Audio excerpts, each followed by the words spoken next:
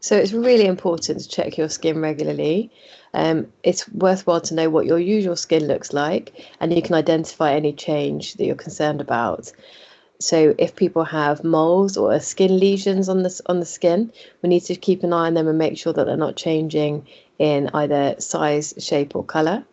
And also, they just know if there's anything new that they haven't seen before, they'd like to have investigated by a doctor.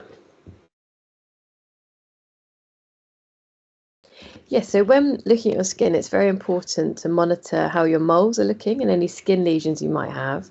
And you need to see if there's any change in them. So if there's any change in the size or the shape, or they're more raised, or you've noticed any itching or bleeding, then it's important to seek some medical attention to get those reviewed and decide if any further tests are needed. It's very important that you look at your skin on a regular basis, so if possible once a month, to do some mole mapping. So you take some pictures of your skin lesions and your moles and see how they look on a usual day.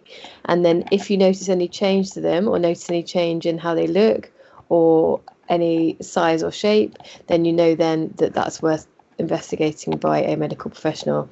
So usually we'd recommend checking your skin very regularly and keeping an eye on what's changing. The most important thing to be concerned about with skin cancers is any risk factors that you may have.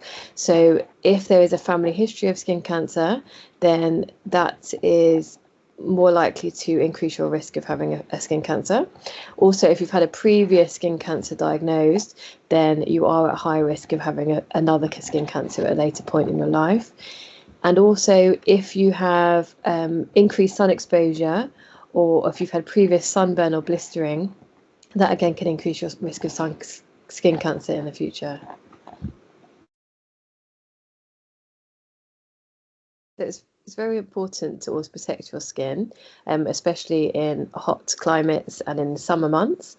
It's important to stay out of the sun between the hours of 11 and 3 during the day. And if you are in the sun, to try and stay in the sun for short periods of time. It's super important to use sun protection. So that should include both UVA and UVB protection. And this would be in the form of sun cream.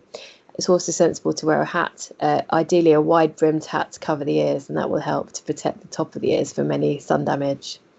And it's important to be mindful of any changes in your skin, as you mentioned previously, and ensuring that you are protected from the sun. That will help to prevent any risks of further damage to the skin itself.